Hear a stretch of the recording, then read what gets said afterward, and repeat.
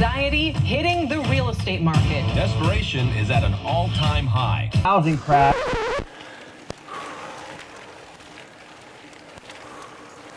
The market's really shifting. You bet it is. And, I expect some complacency for the next 6 to 12 months. What do you mean by that? Well, in times of change, a lot of buyers and sellers just kind of sit back and see how it all plays out or shakes out. And, there's no shortage of information out there about a market crash or will prices continue to rise. What's really going on in Steamboat is similar to when you're climbing up a long hill. Eventually, it starts to level out. Like a false flat? Yeah, it falls flat. So you're still climbing, but since you're climbing at a much lower grade, it kind of feels like you're going flat or even down. That same trend is going on in real estate. Hi, I'm Charlie Dresden. And I'm Travis Crook. And today, we're gonna bring you a Steamboat Springs market update and discuss this idea of the false flat and how it applies to our current market. Usually, real estate in the United States appreciates at just under 4% a year annually.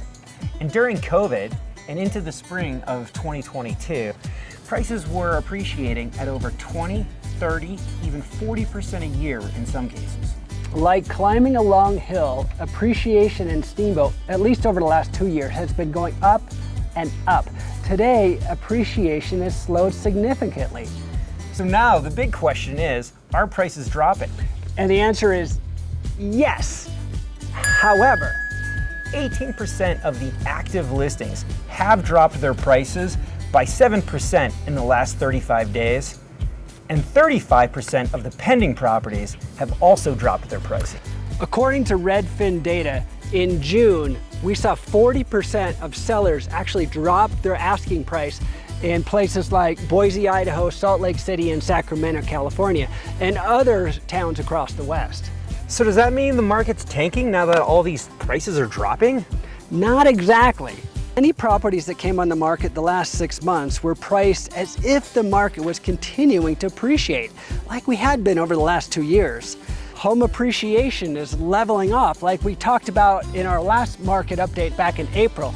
Check out that video here. Back in COVID times, let's say we had a home sell for $1 million. After 3 months, if a similar property was listed, it would be around $1.1 million. That's about a 10% increase in just a few months.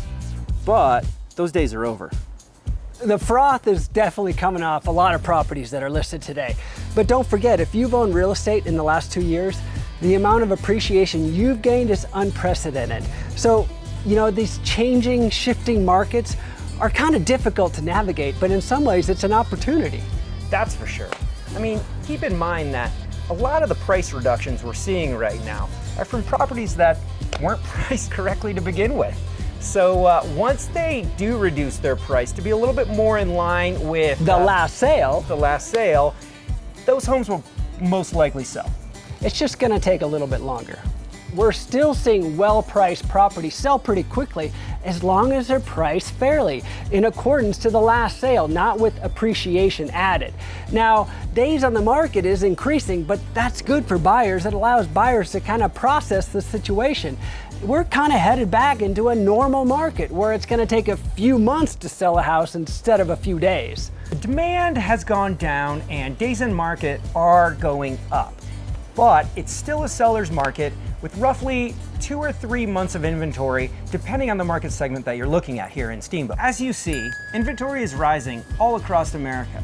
But if you compare today's inventory to 2017, 2018, or 2019, available inventory is still very low. Very low.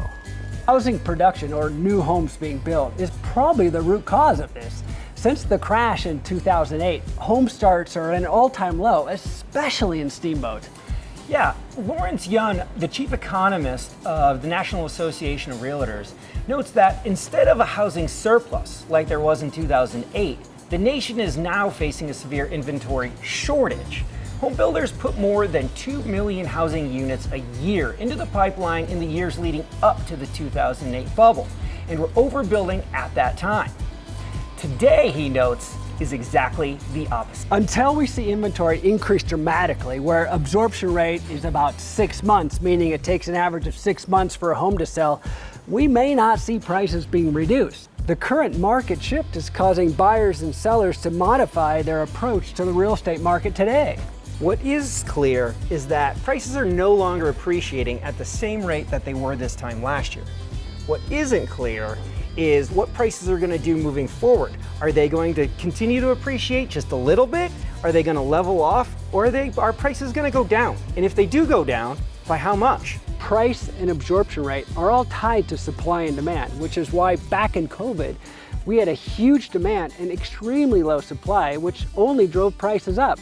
Today, with as many changes in this economy, we're seeing demand slowing, a slight increase in inventory, but the difference isn't quite enough to change the overall market dynamics. Housing dynamics remain strong, even as double-digit price appreciation that we've become accustomed to over the last few years begins to slow.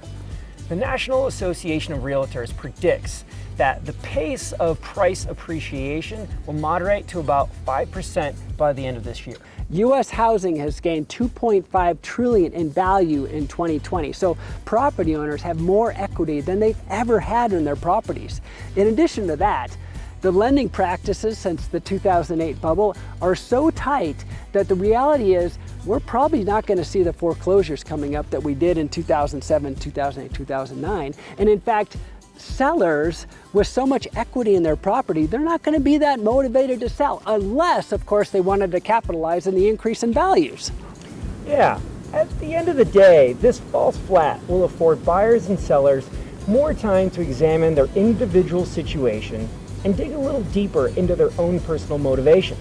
These motivations may be a stronger indicator than the market conditions as to whether or not they should be participating in the current market. So if you want to call and discuss your individual situation to see if it makes sense to possibly purchase or sell, please give us a call.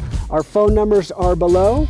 I'm Travis Crook. And I'm Charlie Dresden. Thanks again for tuning in to another market update from Steamboat Springs, Colorado. In case you're wondering, we are at the rodeo grounds. It is summertime in Steamboat Springs. The rodeo is ongoing every Friday and Saturday night, a must-see in Steamboat Springs. Thanks again for tuning in. That's a wrap.